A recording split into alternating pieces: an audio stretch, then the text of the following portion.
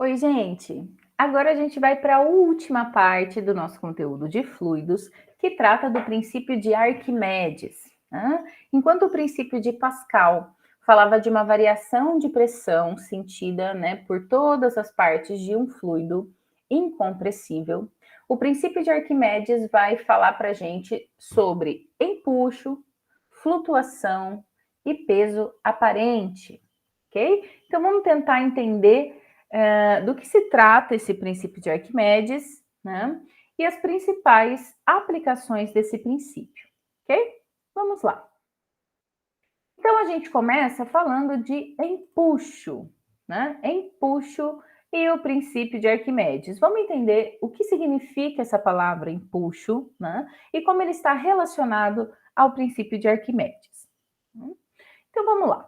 Um corpo imerso na água parece possuir um peso menor do que no ar. Né? Por exemplo, quando a gente entra numa piscina, né? Numa piscina com uma profundidade razoável, aí a gente se movimenta, né, de uma forma diferente que a gente se movimenta quando está fora dessa piscina. É muito mais fácil segurar alguém no colo, por exemplo, né? É muito mais fácil rotacionar o nosso corpo, que parece que a gente é muito mais leve dentro d'água, né? E a gente vai ver que é exatamente essa força de empuxo que faz a gente se sentir mais leve dentro d'água do que fora d'água. Né? Quando o corpo possui uma densidade menor que a do fluido, ele flutua. Né? Por exemplo, um pedacinho de rolha flutua. Né? Talvez seja o exemplo que a gente mais utilize, né? Uma cortiça ou rolha. Você pode jogar qualquer, né, em geral, de qualquer tamanho de cortiça aí, que ela vai flutuar por conta da diferença de densidade entre ela e a água. O corpo humano normalmente flutua na água, né? Um balão cheio de hélio flutua no ar.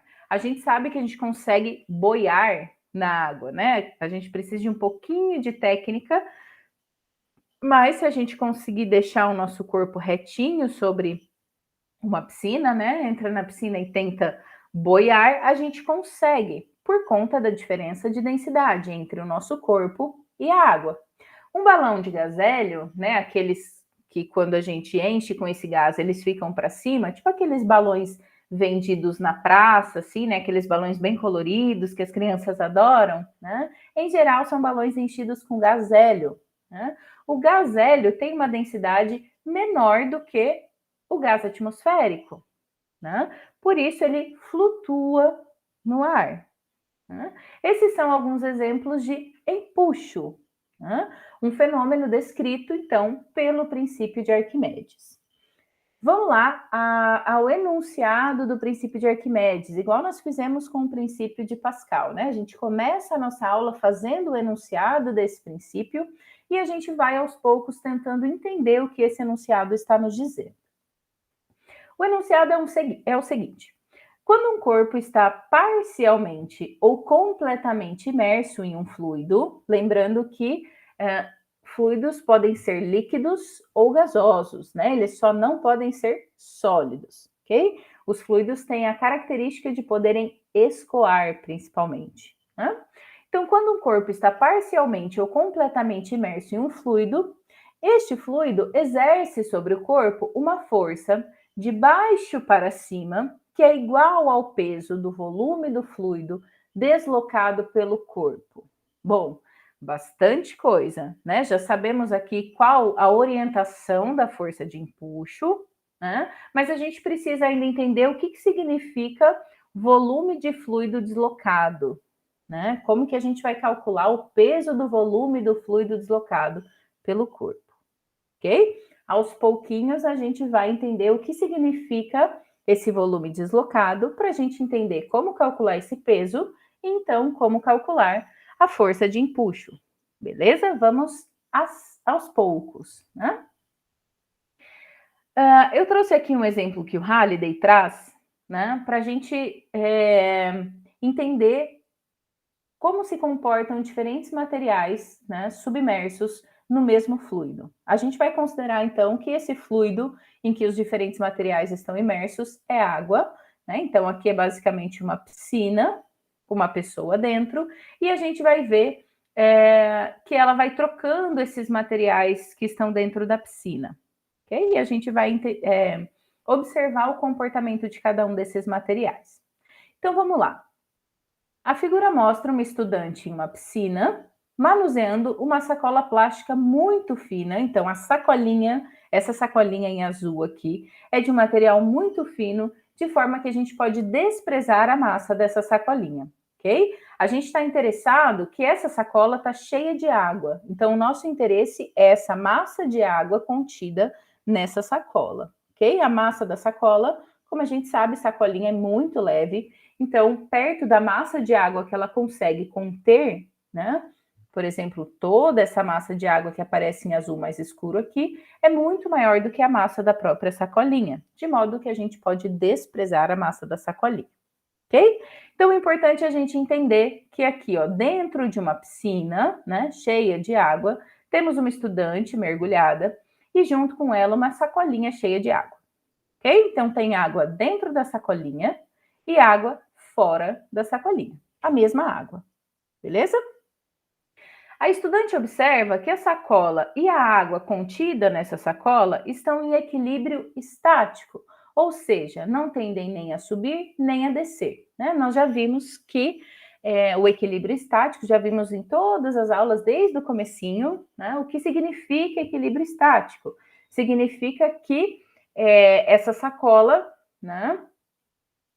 E toda a água contida dentro dela, quando a gente diz que esse sistema está em equilíbrio, quer dizer que as forças que atuam sobre esse sistema, quando somadas, resultam em zero, né? Ou seja, a força resultante sobre o sistema é igual a zero, de tal forma que a sacolinha não acelera nem para cima, nem para baixo. Ela não tende nem a subir, nem a descer. Ela tende a permanecer nessa mesma posição em que ela está colocada aqui, né? De frente para a nossa estudante.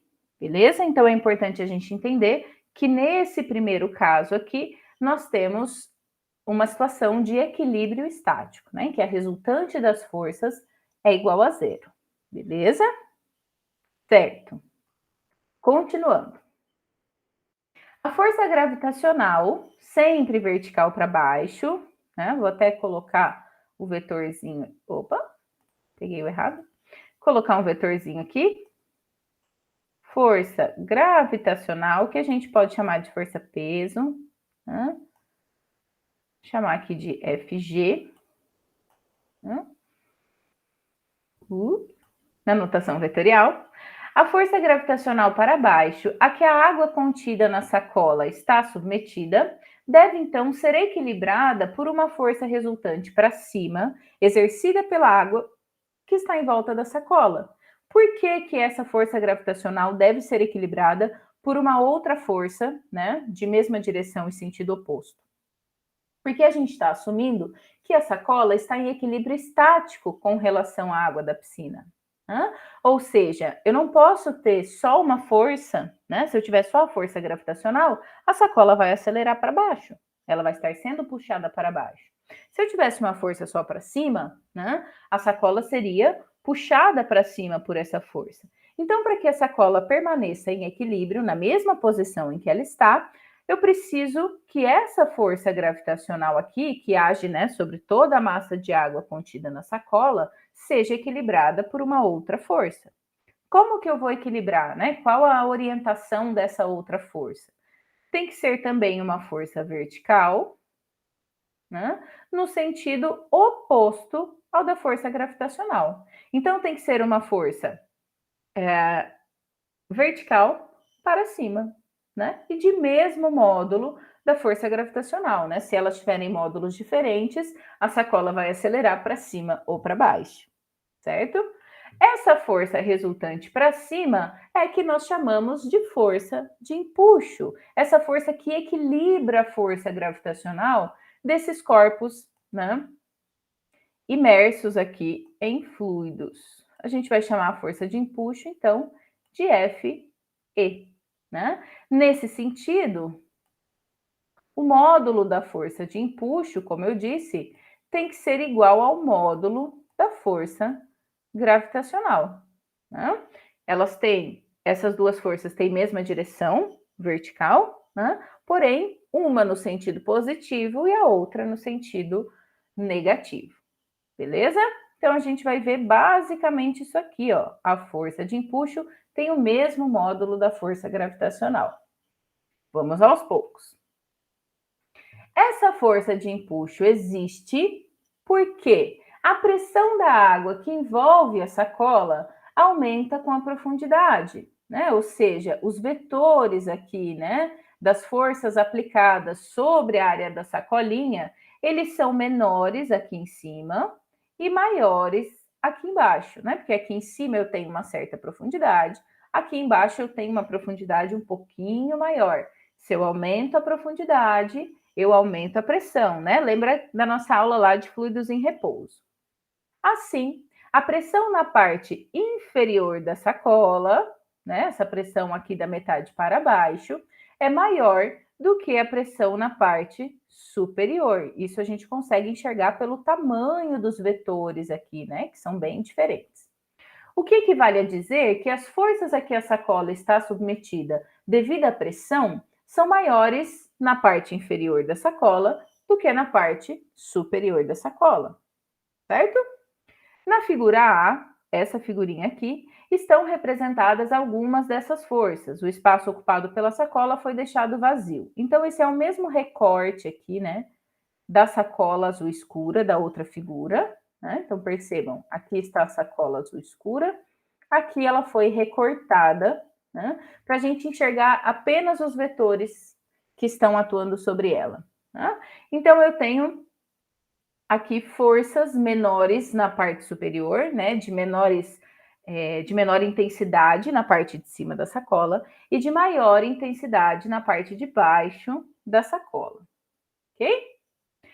Os vetores que representam as forças na parte de baixo da sacola, né, os que têm as componentes para cima, são mais compridos, como a gente pode ver aqui, né? São mais compridos que os vetores que representam as forças na parte de cima da sacola, que são esses aqui menorzinhos, né?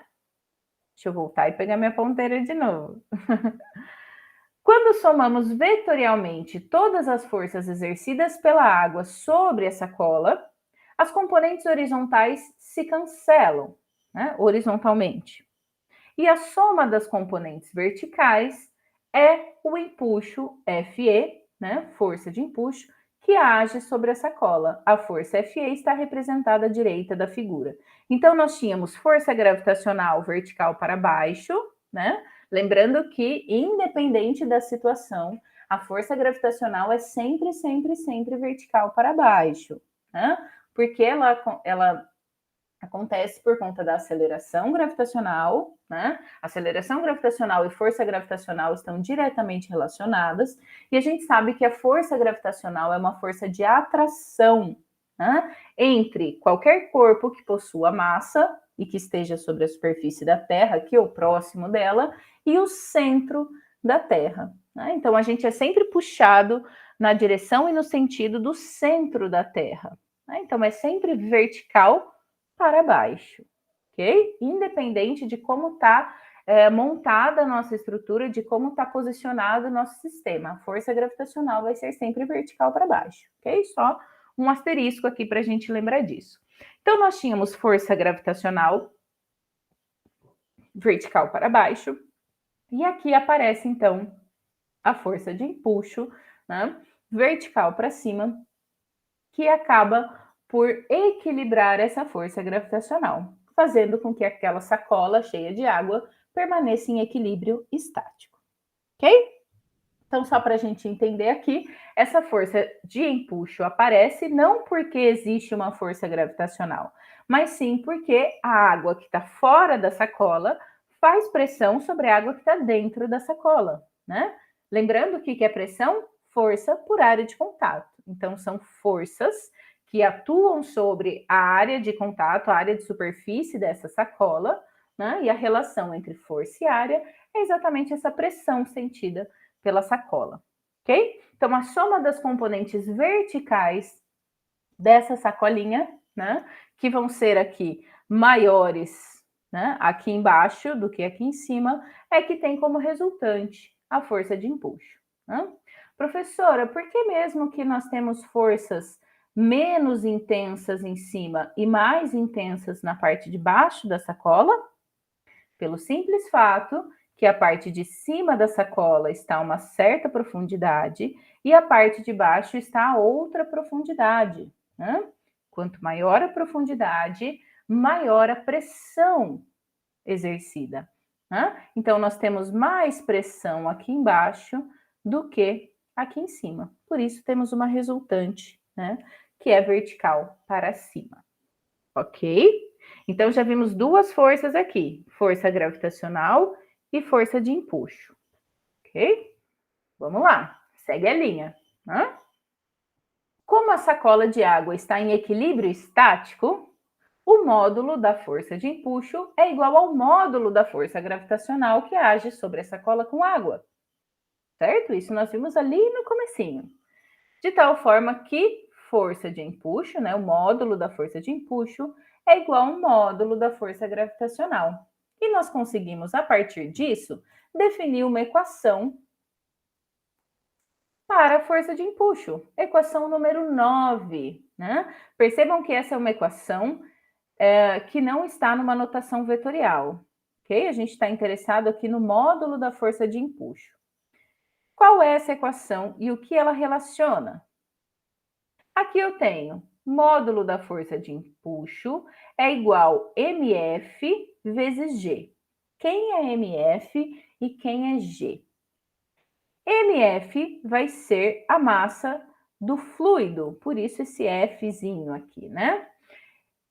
Percebam que eu coloquei em destaque, ó, mF é a massa de fluido deslocada pelo volume da sacola, ou seja, aquela massa de água contida dentro da sacola, ok? Aquela quantidade de água que tinha dentro da sacola, que formava todo aquele volume em azul escuro, né? E G continua sendo a aceleração gravitacional.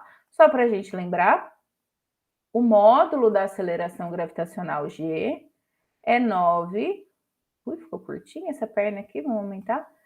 9,81 unidade de aceleração no SI, metro por segundo ao quadrado. Ok? Esse é o módulo da aceleração gravitacional, porque vetorialmente a aceleração gravitacional é sempre vertical para baixo, então ela leva um sinalzinho de menos. Não ficou parecendo um menos. Deixa eu apagar e fazer retinho, que ficou muito feio. Vamos lá. Um pouquinho de paciência, vai. Aí. Ok? Vetorialmente, a aceleração gravitacional é menos 9,81, porque ela aponta sempre para baixo. Né? Em termos de módulo, módulo é sempre uma grandeza positiva, né? Então 9,81. Então, chegamos a esta conclusão aqui, ó. O módulo da força de empuxo é igual ao peso da água contida na sacola. Né? Lembrando que massa e peso são coisas diferentes, né? Massa é massa, né?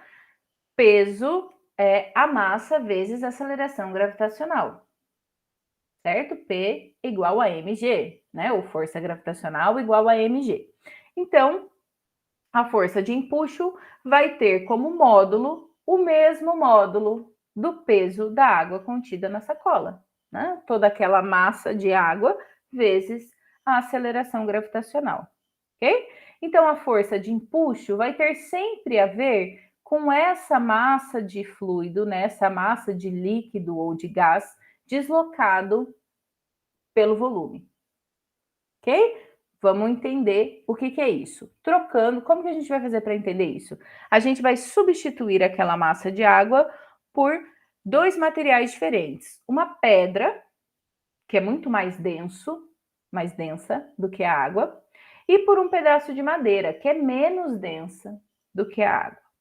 Ok? Então vamos lá, fazer um exercício pensado aqui, né? Mais uma abstração nossa aqui. Vamos lá, então. Nessa figura B, deixa eu trocar aqui de novo. Vamos lá. Nessa figura B, trocamos a sacola de água por uma pedra que ocupa um volume exatamente igual ao do espaço vazio da figura A. Ou seja, é como se a gente tivesse substituído todo o volume que aquela sacola com água ocupava por uma pedra. Okay? Então, nós temos agora uma pedra exatamente com o mesmo volume que a sacola de água tinha. Né? Percebam que foi mantida aqui a mesma forma da sacola com água. Beleza? Dizemos que a pedra desloca a água. Em que sentido? Ela ocupa o espaço que de outra forma seria ocupado pela água. Né? Se a gente trocar de volta a pedra pela sacola com água, a água volta a ocupar o mesmo volume que ela tinha antes. Como a forma da cavidade, né? A forma dessa pedra, o volume que essa pedra agora ocupa, né? E o volume que a sacola de água ocupava, não foi alterado, né? Esse espaço vazio que está ali foi completamente preenchido pela pedra. As forças na superfície da cavidade são as mesmas que quando a sacola com água estava no lugar, ou seja, seriam exatamente esses mesmos vetores da figura A, ok? Menos intensos na superfície superior e mais intensos na superfície inferior, por conta da diferença de profundidade, né, da parte de cima da pedra e da parte de baixo da pedra, ok? Assim, o mesmo empuxo para cima que agia sobre a sacola com água, age agora sobre a pedra, ou seja, o módulo Fe do empuxo é igual a mF vezes G, o peso da água deslocada pela pedra. Ou seja, essa pedra, né, ao cair, ao afundar ali na piscina, ela vai deslocar a mesma massa de fluido que era aquela contida na sacola, né, já que ela tem o mesmo volume da sacola. Ao contrário da sacola com água, a pedra não está em equilíbrio estático. Né? A gente tinha a sacola com água em equilíbrio estático porque a densidade da água dentro da sacola e a densidade da água em volta da sacola eram as mesmas. Né? Agora a gente tem uma pedra que é muito mais densa do que a água. Né? Naturalmente, essa pedra vai afundar. Né? A força Fg, né? Então a força gravitacional tem um módulo maior do que a força de empuxo. Lembrando que a força de empuxo é mantida, né? Exatamente a mesma força de empuxo que atuava lá sobre a sacolinha com água, porque a mesma massa de líquido, a mesma massa de água é deslocada conforme essa pedra afunda. Né? Então a força gravitacional é maior que o empuxo, que permanece o mesmo, né? Vertical para cima com o mesmo módulo da parte A. Assim, a pedra acelera para baixo, descendo até o fundo da piscina. Né? Então, apesar de ser uma pedra com o mesmo volume da sacola com água, ela não tem a mesma massa da sacola com água. Então, a força gravitacional que age sobre essa pedra é maior do que a que agia sobre a sacola com água. Né? Então, se eu tenho uma força gravitacional vertical para baixo aqui, né, maior do que uma força de empuxo vertical para cima, a pedra vai acelerar para baixo, ou seja, ela vai descer até o fundo da piscina, ok? Ela só vai parar de descer quando ela encontrar o fundo da piscina. Beleza? Tá, vamos para um terceiro exemplo. Na figura C, preenchemos aquela cavidade, ou seja, aquele espaço vazio deixado pela sacola com água, né, por um pedaço de madeira. Né? Então, a gente tirou a sacola com água, deixou o volume ali. Tirou a sacola com água, colocou a pedra. Agora, a gente tirou a pedra e vai colocar um pedaço de madeira. Ok? A madeira é menos densa do que a água, ou seja, ela tende a flutuar na água. Né? Mais uma vez, nada mudou com relação às forças que agem sobre a superfície da cavidade. Né? As forças continuam com menor módulo na parte superior, né, dessa cavidade, nesse caso, desse pedaço de madeira, e mais intensas, né, com módulo maior na parte inferior, certo? de modo que a força de empuxo permanece exatamente que a mesma da parte A e da parte B, ok? O módulo e a orientação da força de empuxo não muda em nenhum dos três exemplos. O que está variando aqui é a força gravitacional por conta das massas desses materiais, ok? Então, mais uma vez, nada mudou com relação às forças que agem sobre a superfície da cavidade, de modo que o módulo da força de empuxo é igual a mF vezes G, né? Massa de água, nesse caso, né? Massa de fluido deslocado, vezes a aceleração gravitacional. O peso da água deslocada. Né? Como a pedra, o pedaço de madeira também não está em equilíbrio estático. Nesse caso, o módulo da força gravitacional é menor do que o módulo do empuxo, de modo que a madeira acelera para cima, subindo até a superfície da piscina. Por isso que ela boia lá na superfície da piscina, né? Ela acelera, acelera, acelera, né?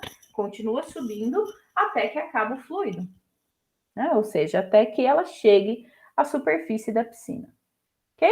Então, tanto na figura A, quanto na B, quanto na C, o módulo da força de empuxo vai ser sempre o mesmo, porque a gente manteve o mesmo volume ocupado. Né? A sacola com água, a pedra e esse pedaço de madeira ocupam exatamente o mesmo volume dentro da piscina. Ou seja, a sacola com água em equilíbrio ali, a pedra que desce e o pedaço de madeira que sobe, né, para a superfície, eles deslocam a mesma quantidade de água dentro da piscina. Né? Se eles deslocam a mesma quantidade de água, né, estão no mesmo lugar no espaço, né, tendo a mesma aceleração gravitacional, então a força de empuxo que age sobre eles permanece a mesma na situação A, na B e na C. O que muda? Por que um está estático, um acelera para baixo, um acelera para cima? O que muda são as forças gravitacionais, né? As massas. A massa da sacola com água é uma, a massa da pedra é outra e a massa do pedaço de madeira é outra, ok? Se eu aumento a força gravitacional, vou acelerar para baixo. Se eu diminuo a força gravitacional, vou acelerar para cima, porque a resultante, né, a força de empuxo ali vai ser maior do que a força gravitacional. Beleza? Certo. Os resultados para a sacola na situação A, para a pedra na situação B e para o pedaço de madeira na situação C se aplicam a qualquer fluido, seja líquido, seja gasoso, e podem ser resumidos, então, no princípio de Arquimedes, que é o que nós estamos estudando aqui.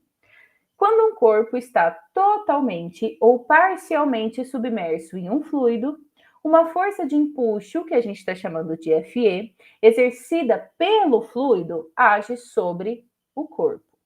A força é dirigida para cima e tem um módulo igual ao peso do fluido deslocado pelo corpo. Assim, de acordo com o princípio de Arquimedes, o módulo da força de empuxo é então dado por módulo da força de empuxo é igual a mF sobre G. Professora, esse mF é a massa do corpo que está submerso, total ou parcialmente? Não, mF, por isso que tem esse, né, subíndice F, é a massa do fluido que esse corpo desloca ao ser submerso. Né? Por exemplo, quando você entra numa piscina pequenininha, né? Quando você entra nessa piscina, você percebe que parece que a quantidade de água aumenta, né? A água estava a uma certa marca ali na piscina, você entrou, ela subiu um pouquinho. Por que ela subiu um pouquinho? Você submergiu o seu corpo e deslocou uma quantidade de fluido, né? Você afundou, essa quantidade de fluido subiu. Né? Então, essa quantidade de fluido que os corpos submersos, né, deslocam é que é levada em consideração aqui para o cálculo da força de empuxo, e não especificamente a massa do corpo que está sendo submerso. Ok? É muito importante fazer essa diferenciação, beleza? Certo. Vamos agora entender o que significa flutuação. O que significa dizer que um corpo está flutuando ou que um corpo está boiando? Vamos tentar entender aqui fisicamente essa palavra que está no nosso dia a dia. Bom, quando pousamos um pedaço de madeira na superfície de uma piscina, né? Quando a gente coloca um pedaço de madeira na superfície de uma piscina ou um pedacinho de rolha dentro de um potinho com água, né? A madeira começa a afundar na água porque é puxada para baixo pela força gravitacional. Né? Todo e qualquer corpo que possui massa é puxado para baixo pela força gravitacional, ok? Seja dentro ou fora de uma piscina. À medida que o pedaço de madeira desloca mais e mais água, né? Conforme ele vai afundando, ele vai deslocando essa água para cima dele. O módulo da força de empuxo, que aponta para cima, vai aumentando. Né? Porque vai aumentando a profundidade. Finalmente, a força de empuxo se torna igual à força gravitacional e a madeira para de afundar naquele ponto. A partir desse momento, o pedaço de madeira permanece em equilíbrio estático e dizemos que ele está flutuando na água. Então, flutuar significa dizer que um corpo está em equilíbrio estático, né? Ou seja, que as forças que atuam sobre ele se equilibram. Né? Se a gente somar essas forças que atuam sobre ele, a resultante tem que ser zero. Né? Então, quando um corpo flutua em um fluido, o módulo da força de empuxo, Fe, que age sobre o corpo, é igual ao módulo da força gravitacional, Fg, que o corpo está submetido. Né? Fe igual a Fg é, então, a definição de flutuação. Okay? Quando a força de empuxo se equilibra à força gravitacional. E esse corpo nem acelera para cima, né? Nem sobe em direção à superfície, nem desce em direção ao fundo da piscina. Ok? De acordo com a equação 9, né, que nós vimos um pouquinho aí para trás, o módulo da força de empuxo é o módulo, a massa de fluido deslocada pelo corpo que está submerso vezes a aceleração gravitacional, né? mF vezes G. Assim, quando um corpo flutua em um fluido, o módulo da força gravitacional a que o corpo está submetido é igual, aqui sai um A, né, mas é um E, é igual ao peso do fluido deslocado pelo corpo. Matematicamente, a força gravitacional é igual a mF vezes G. Ou seja, né, em outras palavras, simplificando o que nós temos aqui, um corpo que flutua desloca um peso de fluido igual ao seu próprio peso. Né? Por isso, a gente se sente muito mais leve dentro de uma piscina. Ok? E aqui, para a gente finalizar, né, ou nos encaminharmos para os finalmente, peso aparente em um fluido. Bom, peso aparente. Aqui sim, bem especificamente, é o caso de a gente conseguir levantar praticamente qualquer pessoa dentro de uma piscina. Né? Por que as pessoas ficam tão leves dentro de uma piscina? Por que é tão fácil segurar alguma coisa dentro de uma piscina? Vamos entender isso aqui. Se colocamos uma pedra sobre uma balança calibrada, né? Ou seja, pega uma balancinha, coloca uma pedra sobre essa balança. A leitura da balança, ou seja, os números que vão aparecer ali para a gente, correspondem ao peso dessa pedra, ok? Em geral, as balanças já estão calibradas de tal forma que elas nos apresentam nossa massa, né? Quando a gente fala que vai se pesar, na verdade, a gente vai aferir a nossa massa. Porém, o funcionamento da balança tem a ver com força, peso e força normal, ok? Então, a gente está pensando numa balança calibrada de tal forma que o que ela apresente para a gente na leitura ali seja o nosso peso, de fato, né? A nossa massa vezes a aceleração gravitacional do lugar que a gente tiver, ok? Se, porém, repetimos a experiência com essa balança calibrada para nos indicar o nosso peso debaixo d'água, a força de empuxo a que a pedra é submetida diminui a leitura da balança, né? Porque fora da água, a única força que vai agir sobre essa pedra quando ela é colocada sobre a balança é a força gravitacional. Agora, se eu pego esse sistema, balança-pedra, e coloco dentro d'água, além da força gravitacional vertical para baixo, eu tenho a força de empuxo vertical para cima, né? Então, essa leitura, essa nova leitura da balança aqui debaixo d'água, passa a ser o que a gente chama de peso aparente, ou seja, a sensação de peso que a gente tem dentro d'água, né? Debaixo d'água.